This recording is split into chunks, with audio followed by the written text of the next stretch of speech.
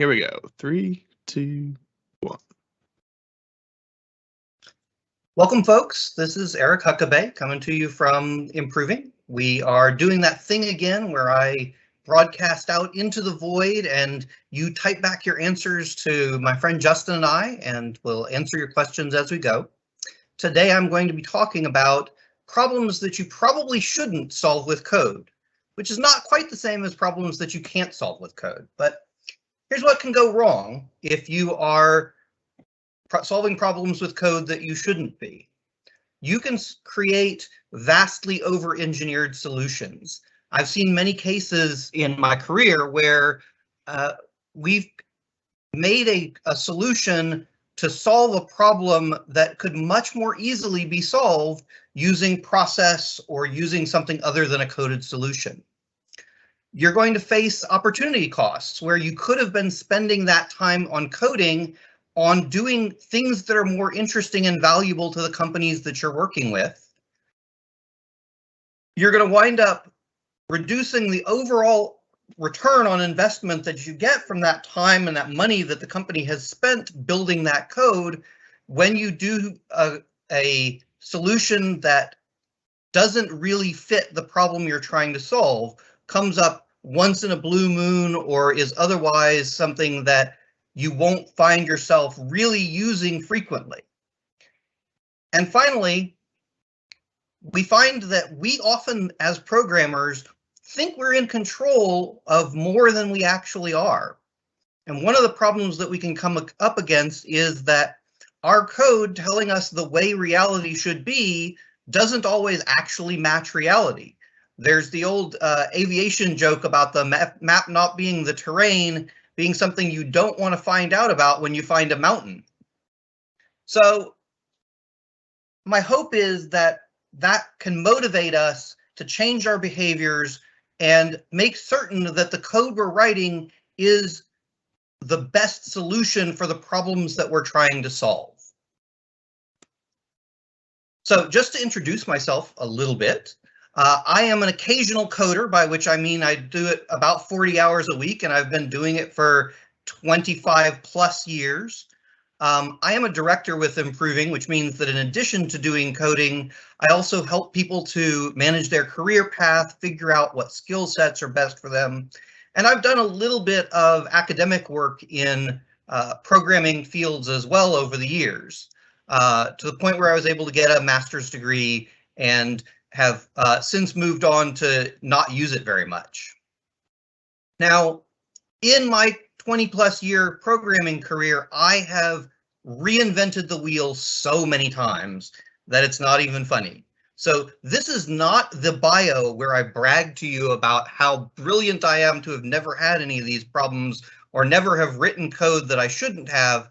This is where I tell you about all of the various business rules engines that I home rolled, or eventing systems that I created when I really should have bought them in the first place. I've even written some basic validations that these days we would apply by attaching a simple attribute or annotation to a method or what have you. Those are all places where I was not making the best use of our time, but fell into some of the classic pitfalls that we run into in programming. Not invented here, the oh, I don't need to spend the time researching, I'll just go whip it out really quickly because it will only take me a minute. I've only got a really basic case. And that's very rarely something that proves to be a long-term good decision. I've also got over a decade of consulting experience, which means trying to help people figure out what the best problems to solve with code are.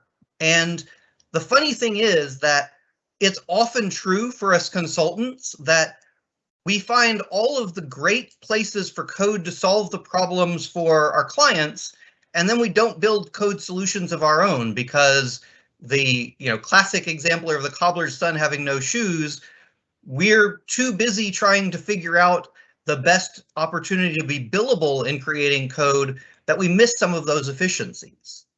Now, there's an old joke about consultants that says that if you're not part of the solution, there's money to be made in prolonging the problem, but that's not the approach that we generally try to take. We try to focus on trust and making sure that we're delivering the right solution for the problem the customer has, because we are the technical experts and we know whether code is the appropriate solution to a given problem. All of that is by way of a quick introduction to say, one of the key skills in being a good consultant and being a good programmer is helping your product owners, helping your organizations understand what the right problems to solve with code are, what the right technical solution is given your technical knowledge. So when I was teaching people, I taught them first what a good requirement would look like, how to know whether they're getting the right results, how to solve problems that already exist. And that was 1.5 years before I really even started to teach basic coding skills. So moving on, the idea, the solution that we're going to find ourselves revisiting throughout this presentation is to relax a little bit and don't try to control more than we actually control. Figure out whether or not the squeeze is worth the juice, whether we really need to try to prevent problems or whether we can fix it after the fact, how much that problem is really costing us and how much it's hurting, and whether we can allow somebody to continue on when they've made a mistake rather than telling them that they're not allowed to do something at all.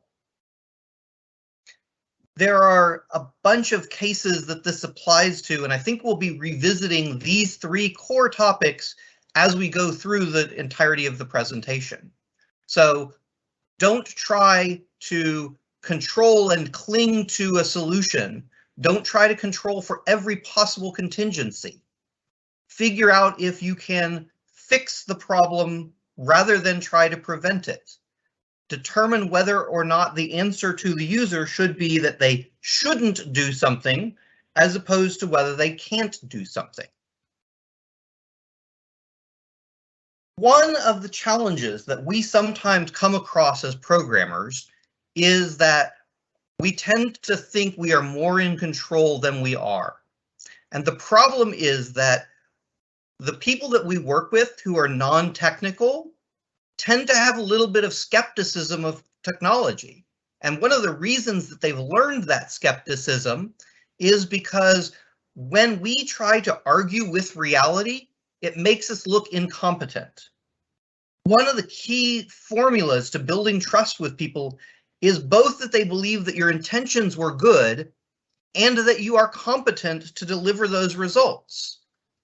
So for example, they will often allow you to make a mistake and recover from it, and we all know that we all make mistakes, if they fully understand that your intent was good, you were trying to solve problems for them and make their lives better, and that you are competent to not make foolish mistakes in doing so. But when we tell them that something is true that is physically not true, we lose a lot of that confidence and a lot of that belief in our competence. If we tell them that something is in a bin and it's not there, suddenly they have to question all of the things that we're telling them through our computer system. If we tell them that they cannot physically do something, when we mean that they should not physically do something, we run into the problem of, okay, but I did it. It's done. So you're wrong. And that's a really damaging thing for us when we're looking at an instance where we're trying to convince them that ultimately we are competent. Now, this is not a problem that just programmers run into, right? We know that we always have this problem in terms of user input, but also manager input. We are often told by the product owners or managers that we're working for that they get to decide what reality is going to be because they're the ones who set the rules. But one of the things that's critical for us to understand as people who work with computers that don't always interface with the real physical world is that sometimes we are not in control of that. And we need to convey that to our managers and our product owners so that they understand that sometimes, forgive the phrase, stuff happens, right? We've got to be able to accommodate the physical realities that are happening out in the world. Taking us further from that, humans are incredibly challenging to figure out. I joke that they're non-polynomial time complete, which means that there is literally no solution to the general problem of humans doing stuff that is less than incredibly complex. We often talk in computer science about the ID10T error or the PEBCAC error. Problem exists between chair and keyboard. And while that's undoubtedly funny, it's not terribly helpful. So what we wind up doing in many cases is trying to prevent the people from doing things they shouldn't do. And that's fine. It's good to let people know when we think that they're going to be creating a problem. But the thing is that Turing proved that the halting problem for a computer algorithm is unsolvable. And a generalized case of the halting problem is often phrased as, can we ever get to this future state? Users do the craziest things. Programmers do the craziest things. And at some point, someone will write a script, create a data entry, integrate with a system incorrectly, do something that puts you in a state that you believed you would never get into. And so because it is such a hard problem to simplify what are we going to need in the future, since it is such a difficult challenge to deal with the fact that we may get garbage in, we should generally make sure that we are applying the least restrictive solution to those problems so that we can get back to a reasonable state. Incidentally, the image I've got here is great. This is somebody who decided they didn't want to lose the keys to this lock, and now they never will. They'll never open the lock either, but hey. So speaking to prevention versus cure, we talk about the fact that people are the problem as a joke all the time. But in truth, the most secure system in the world is the one that you turn off and bury in a hole somewhere. As long as there's nobody using it, it's very unlikely that anybody will ever get the data. There's an interesting trend in security and info security advice these days, where we have all adopted the mentality that you don't write down your passwords. You get a password manager, you come up with a complex password that's a certain number of characters, it has a certain complexity. The thing is, what we're finding from empirical evidence is that those passwords wind up being so hard for our users to actually use that the prevention that we've tried to apply to them coming up with a simple password is insufficient. They come up with the password 1 or password 1 exclamation point that gets iterated over to password 2 exclamation point every 30 days. Is that really more secure than having a password written down in your office?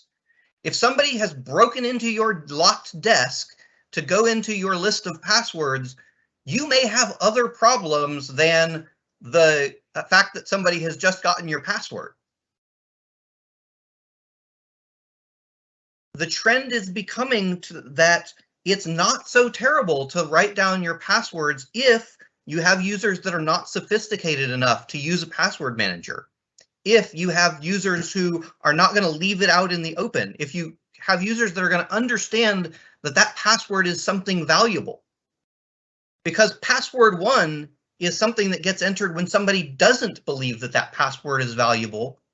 And the solution that we're trying to create is the idea that the password is valuable, not a computer algorithm that gives it a minimum complexity level. We also got a question about your previous slide. Yeah, jump in. Someone asked, what is the halting problem? So the halting problem is the ability to analyze a program and say whether it will ever stop, whether it can ever come to a deterministic finite stopping place just by analyzing the program.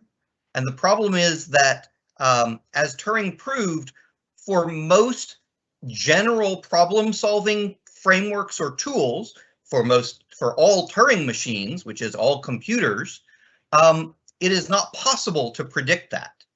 We also have some variations on the halting problem in things like AI, where we try to create a set of rules that says, don't ever wind up in this state, and find that there are complex nuances that can wind up with interactions of those rules to put us in states that we thought we had prevented, that we thought we had stopped it from ever getting to. Now, this is not true for extremely simple problem cases, but it's a classic problem in computer science. So, fix it now or fix it later is an interesting question, because we, as programmers and consultants, wind up spending a lot of time trying to predict the future and prevent bad data or bad states from getting into our system. However, the challenge that we have in doing that is that it is very rare that we know more about the problem now than we know about the problem once it's actually occurred.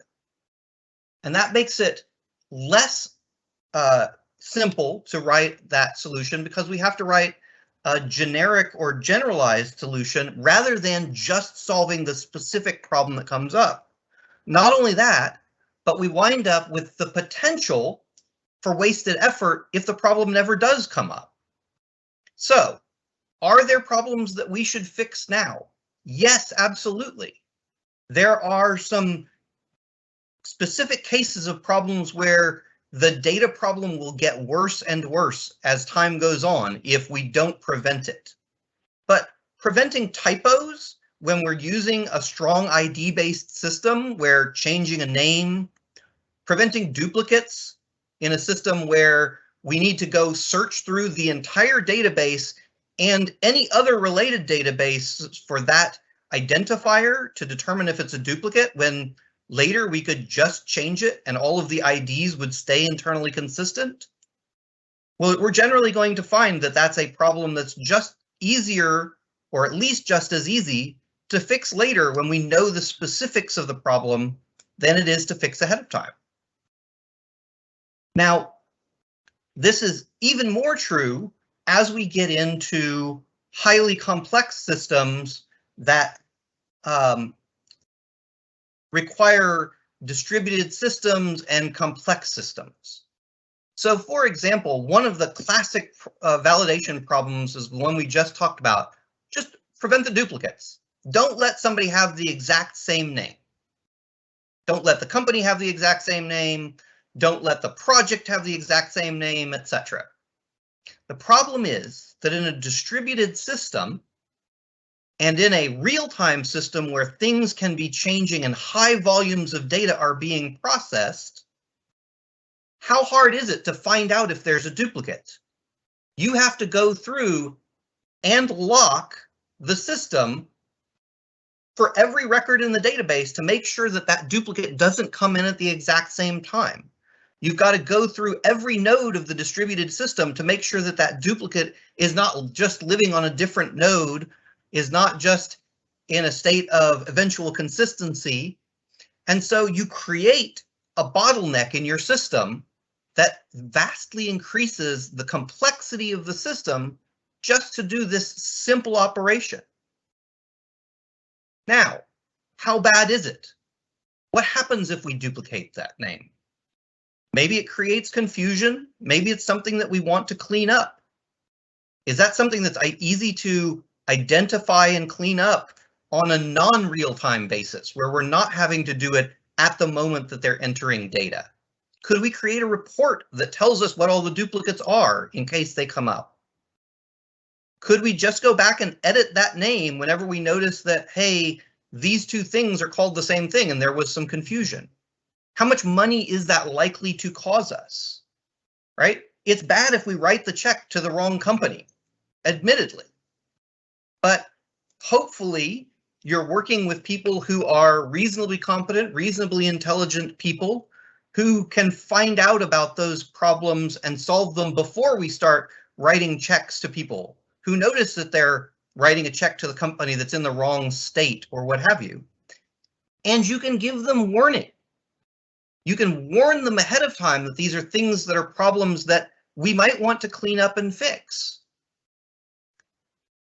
Just prevent the duplicates, except, well, duplicate social security numbers happen in real life. Duplicate names obviously happen in real life. Can you have a duplicate company name? Depends on your industry and whether they're in different industries. There are exceptions, and all the problems that we start off thinking out of as simple have a tendency to accrete on exceptions where we realize that the rule wasn't quite as simple as we initially thought it was. And so systems become more complex over time, and we want to let them grow and change. But what that means is giving them as few constraints as possible, not as many constraints as possible. So I mentioned that I'd written a few business rules engines in the past. So I want to mention forward chaining, which is a concept in business rules engines where a rule can trigger a change in state, and then the system is continuously monitoring that state, and that change in state can trigger another rule, which in turn triggers another change in state until the system settles into a quiescent point where the state has stopped changing for a moment as a result of all of the side effects of those changes. Now think about how hard it is to predict what could be causing your systems to change, especially in systems where the business rules are designed to be able to change by the business users as opposed to by a programmer. Think about what all of those side effects mean in terms of what if we have to rewind to an earlier state? What if some of those side effects or systems or operations aren't in our control in the first place because we're in a truly distributed system that's using other people's services, etc.? One of the challenges that we often have is reducing the complexity of the types of prevention that we're doing such that we can keep a consistent state of the system and a consistent idea of what the world looks like, right? We want our models to be correct. The problem is models are by their nature just a model. The map is not the terrain, as we talked about before. And so there is always the potential for imprecision and incorrectness. So in general, it is better to think ahead of time, not about how to stop problems from happening, but how to rewind, how to back up, or tell somebody that you've done something wrong rather than try to prevent it from being wrong in the first place.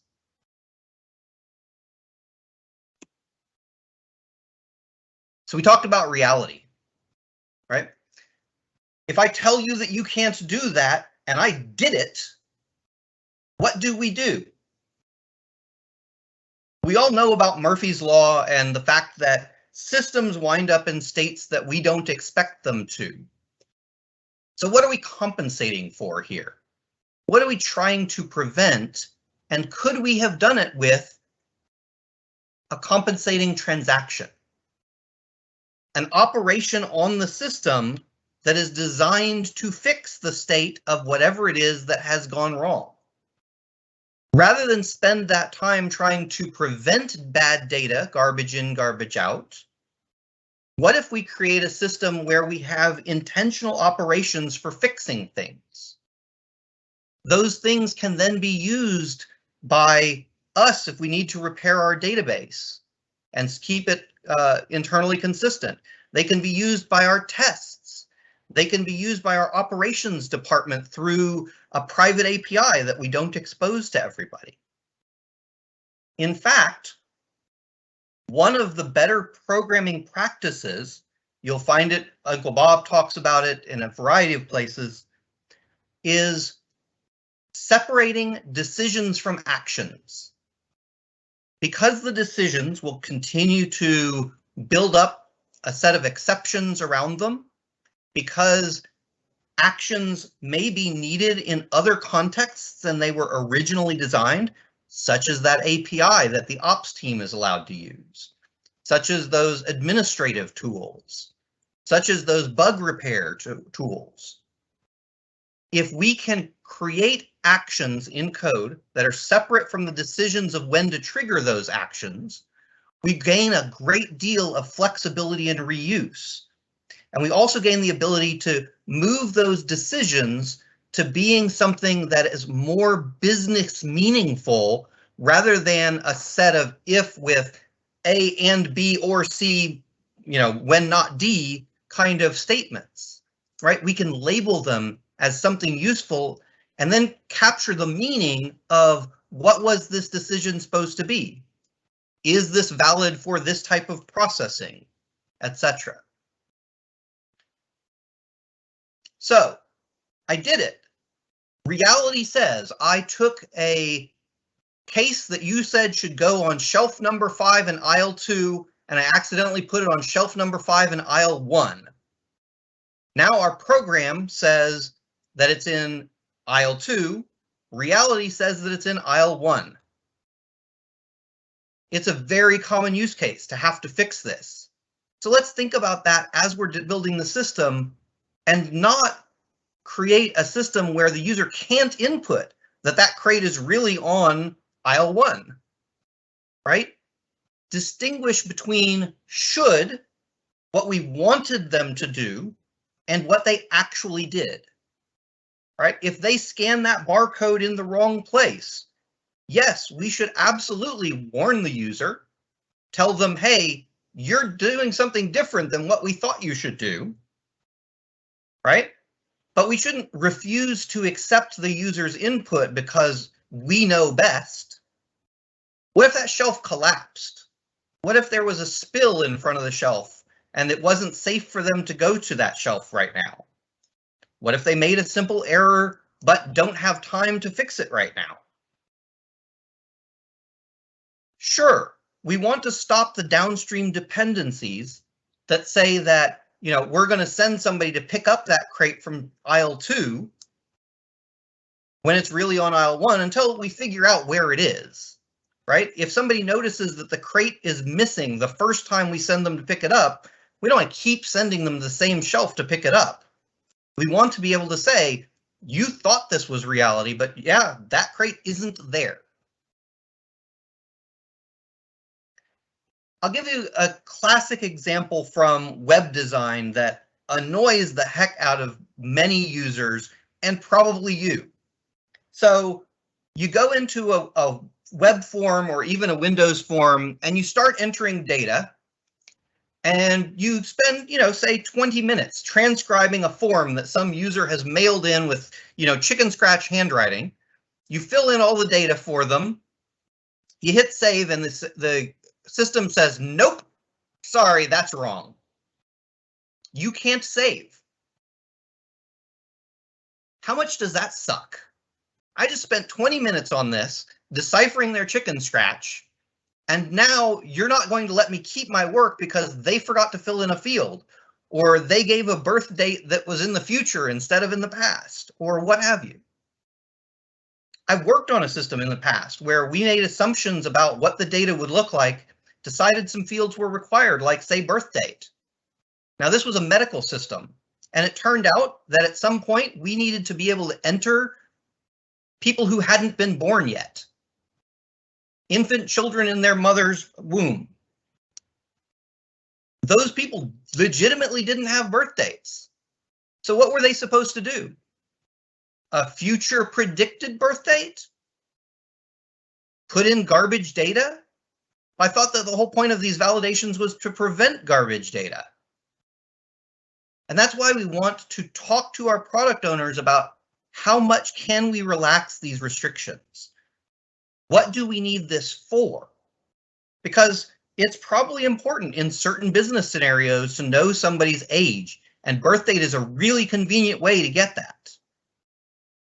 But we have people who come from some countries that don't track birth dates, that may not even know how many years old they are. Are we going to tell somebody, hey, my system says that you're not allowed to participate because I can't tell if you're over 18. I mean, I know you're 70 something, but I don't know 70 what. So therefore, you're not allowed to use this system that requires you to be from the age of majority. Figure out what those explicit dependencies are and relax the dependencies as much as you can so that when you have to solve problems like that one, you're not asking for more data than you need.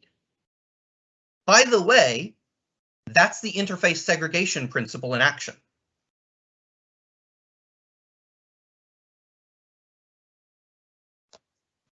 So the other annoying screen that doesn't let you save is the, hey, you've got a problem on this data, and you go fix it, and then it says, oh, thanks for fixing that field. You got a problem on this field now, right? That's part of this concept of let them put things in a quote unquote invalid state that won't proceed further in the business process, but doesn't make them waste their time because they have one piece of missing information on a screen with 25 dependencies. So there is cost to all of this work that we're doing to try to prevent people from doing things that they can legitimately do. How much time have we spent talking about whether a field should be required and what the min length, max length values of the text entry box should have been, and what the valid data ranges are for it, etc. I have been very gratified in several of my recent projects when my product owner said, you know what, they're going to understand that that number wouldn't make sense, and they're not going to put it in. So yes, we could prevent them from putting in nonsense data, but I don't want to spend the sprint on it. If it's super easy, great. Stop them from doing the silly mistake, right? If you can, warn them that they're making the silly mistake.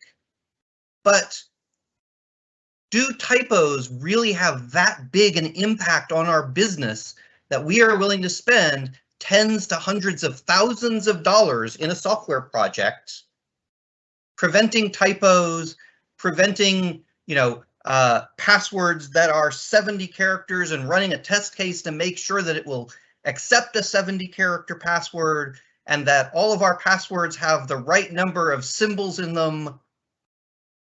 What's the value that we're adding there?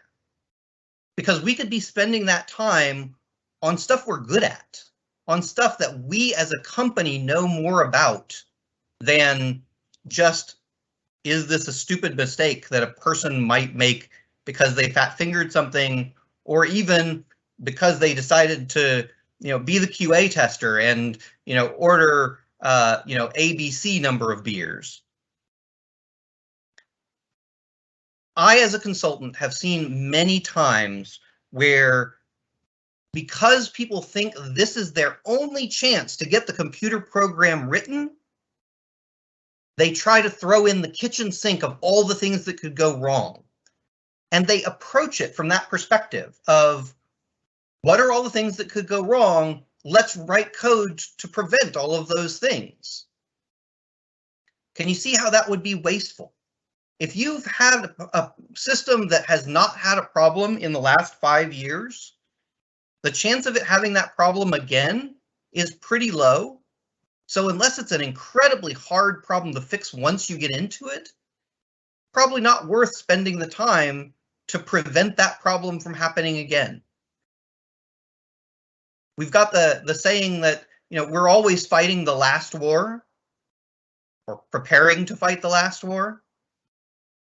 Now, I put Robert Frost's famous poem about technical debt up here, about, once I've moved on from it, I'm never going to get to come back. It is a valid answer to say, the reason we should fix this now is because I have budget now, and I'm not going to have budget 9 months from now. That's a reasonable business decision. But if you are planning to have maintenance programmers and people who can solve the problems and an operations team, competent programmers staying on the project for an extended period of time, what makes us better at solving the problem now than we would be when the problem comes up? What makes us better at solving it in the abstract than in the concrete? And if we do want to add a feature, add a prevention, validation, etc., if we think we're going to need it, then let's add some capabilities. Forgive me, I advanced the slide too fast. Some capabilities that are very, very minimal to try it out and see if it actually prevents a problem, right? Let's add in those preventions minimally rather than the complex preventions, so that we're not wasting time that it turns out we didn't actually need, right? If we think we have a feature that's going to make our users' lives better, but we just think so, they haven't tried it yet because we haven't written it yet. Can we simplify and reduce the complexity of that? Reduce the amount of code that we use for that, create a paper equivalent process that has some minor assistance from the code to let them try it out and see if that change to their business process is actually useful before we go implement the whole thing and have already spent the money. Because I guarantee you that a lot of businesses will wind up using something that they didn't really need and doesn't really make their life better because of the sunk cost fallacy, because they've already written the system, rather than trying it out and seeing if it made their life better, seeing if it really prevented or improved problems that they were having. So the other thing about where we should spend our effort is the classic build versus buy problem, right? There is some reason that the company that you work for, that the development team that you work with, are experts on what they're building. So build the stuff that you're experts at. Don't build the stuff that everyone else is experts at that's been built 25 times. Build the things that make the competitive advantage for your company. If your company is an expert in doing HR processes, great. Write the software that processes HR that you know enough about to do it right. But don't go rewrite sort. Yes, I've rewritten sort. Don't go rewriting SharePoint. Don't go rewriting, a business rules engine like I've done. Often we tell ourselves that we need to rewrite it because the tool that's out there isn't quite good enough. It doesn't handle our specific case. But we really have to ask ourselves why we're so special, why somebody who specializes in that area wouldn't have tried to solve that problem, and what it is that we can leverage from them. Well-built tools have points where we can hook into them. Well-built systems can accommodate a generalized solution with then a specific, accommodation or modification, exception. Because as I mentioned earlier, those exceptions tend to grow like fungus on everything that's been built in the software world. I'll also mention that I do love this picture that I'm looking at right now, because in several presentations, I've seen this used as the counterexample of cohesion and coupling. right? We've got one tool that does everything, and if you take it away, you've lost everything. But one of the things that we should be looking at is what can be done now, right? If SharePoint is not the ideal solution, but it'll get us by for a couple of months while we write the ideal solution, we should maybe just be using SharePoint. Now, half the developers on this call just cringed and groaned, but there's a reason that Microsoft sold as many copies of SharePoint as they did. And are you telling me that you are going to come up with a better solution for portal and collaboration design than something that has an entire Microsoft team over many years devoted to it? Maybe, but only if you are very specific in what you're trying to build. Otherwise, you come into the problem of the fact that they can amortize that investment and you can't. You come into the problem of they have expertise in that domain and you're likely to stumble into the pitfalls that they've solved multiple times. So focus your efforts. Find the places that you as a business know how to work on most effectively and spend your time there. Spend your time figuring out what the nuances of your business are rather than the nuances of somebody else's business. Don't write code that somebody else has already written. It turns out code is incredibly cheap to copy. Further, decisions are not permanent. We're used to the mantra from the agile world that it's no longer impossible to change programs after you've spec'd them out. And we see that every day in business, but we still write our requirements like this is the only chance we're going to get at it. We still write our requirements as if the requirement that we're working on right now has to be the one that the business uses to drive their processes. The only one. How often has it been true that we could have built a small piece of what the business needed and let them try out some part of it, even though it wouldn't have done the whole job? But we've been told, no, there's no point in trying to get somebody to use this system until we've got the whole thing built for them. Experimentation is an agile principle and is incredibly valuable. People being able to see whether or not things are better is incredibly valuable. So spend your time on those things. Spend your time on the things that are going to add information, not the things that are going to restrict people. So I'm coming up on my questions slide. Feel free to start typing your questions now. It'll be a couple seconds before I get there, but we're on a slight delay. I'm going to recap for you, and I'm going to do it in different words because I don't want to just tell you the exact same thing you've seen in these slides.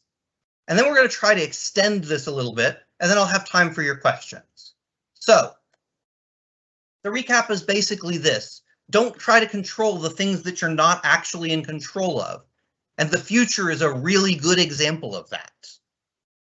Don't overestimate how right you are and how much you know about what is going to be valuable or not valuable in the future, and what value there's going to be in preventing problems that may never come up. And don't think that we are that special that nobody has solved this problem before and it's not worth trying to reuse the solutions that other people have come up with. Even if they don't solve the whole problem, they can give us a significant head start so that we're not wasting our time writing code in the places that we're not experts in.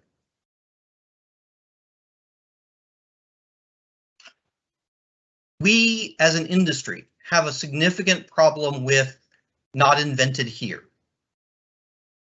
If no one has needed this problem before, that's great, because that's the area you should be spending your time in. The places where you are solving a problem that is unique to your business, where you can do it better than other people, that's the right places to use code to solve problems. Taking this further, we talk about MVP for our products all the time, but there's an MV feature. There's a minimum viable requirement. Do we really need all of the validations to test out whether this feature works and see if it's useful? Do we really need to have a perfect data model of what this thing is going to look like when it's fully built? Or can we build a stubby data model and then add things onto it later? If it's that hard to change it, we're probably doing it wrong in other ways. Think about how, if you're not doing these things in one whole piece, if you're doing things like separating decision-making from actions, creating APIs for those actions, etc., how would you go around the normal path? Do you really need all of the prerequisites for this feature or this use case? Can you use an API to generate your test data and just stick something into the preconditioned state that hasn't gone through the entire process flow to get there? How hard is it to fix the problems that you're being asked to solve in advance of them coming up? Could you build a script that will do it and just say, hey, let's put this in an archive for the operations team to run whenever this problem comes up? How much more time is it going to cost you to come up with a bulletproof, tested solution that doesn't break other parts of your system, that is, well designed, than something that would be good enough for somebody to go in and manually change something? A simple admin screen, an API that lets them adjust the system in the ways that they need it to get past the problem and keep the business moving. Now, the final thing I want to leave you with as a thought before we start taking questions is, a lot of this may seem like it's advice for the product owner, and it is. But the thing is that we as developers are the technical experts on what problems should be solved with technologies and how those problems should be solved. And so being the person to go to the product owner and ask the questions about, does preventing this really justify the cost? Is there a better solution from a technical implementation perspective than doing a validation? That is part of our job, right? We're not telling the business you can't have consistent data. We're telling them, we think that your data will be consistent enough. Can you validate that for us? Those are the ideas that I'd like to leave you with in terms of places where just diving in and writing the code is not the best approach. Asking the question can save tens of thousands of dollars or more and give you a better product that's easier to maintain, despite the fact that it's less predictable. Being comfortable with ambiguity is a hard skill for a lot of us because code is not comfortable with ambiguity. But if we can get there, we can benefit significantly from it. Thank you very much for letting me take some of your time and pontificate on this subject. You're very welcome to send me questions either in the chat or at my email address. Don't have any questions at the moment, but if you're watching this and are interested in watching the recording or watching any of our other National Lunch and Learn recordings, they're all on our YouTube channel. You can just search Improving Enterprises and it'll come up. And then, yeah, just enter in your questions if you have any for Eric.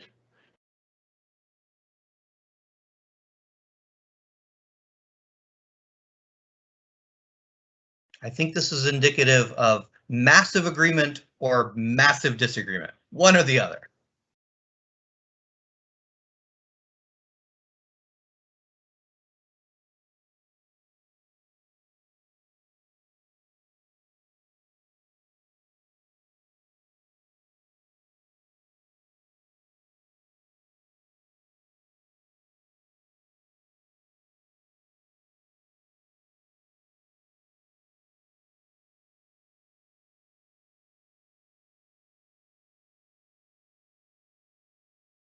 Nothing else in the queue.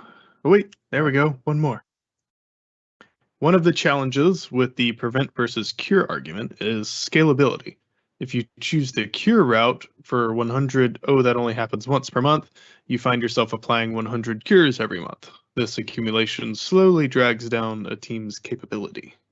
What do you think about that? So if the problem is different in those 100 solutions every month, that might be true, but we do have the ability to reuse those cures if it's the same problem. But again, I'm not proposing that we never prevent, right? Prevention is valuable, and there are cases where prevention is incredibly cheap. Like putting a required tag on a field that you're pretty darn sure is going to be required and you need it for your business process, throw that sucker on there. But until we know for sure that we need it, we get into that situation of it may be wasted effort. If you're seeing those 100 cases per month where you've got to go fix things, absolutely. Let's go and prevent it from happening. And, you know, we've seen the cost that that's incurring, right? I'm not by any means proposing that you should never use a repeatable solution to solve something, nor am I proposing that you should never stop people from making mistakes. Just that we should be judicious with that. We should be as relaxed as it makes sense to be. And we right now tend to have a habit of jumping to, I want to be in control of it, and defining what are all the required fields that we might want to ever have. And so, you know, we can't backfill that data if we don't have it. That, by the way, is another counter argument to the, you know, prevent people from leaving fields blank.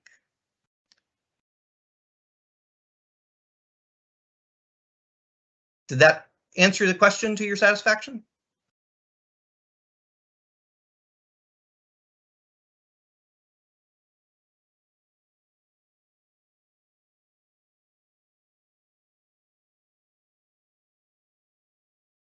All right, don't have any more questions. All right, thank you, folks. And again, I've advocated some opinions here that I do expect to be a little controversial. And I'm just trying to get folks thinking about these things because they're things that we so quickly accept very frequently. I'm not trying to propose that we never again do the things that we're currently doing.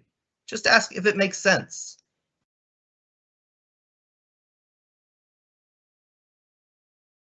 Thank you, folks. I appreciate you tuning in.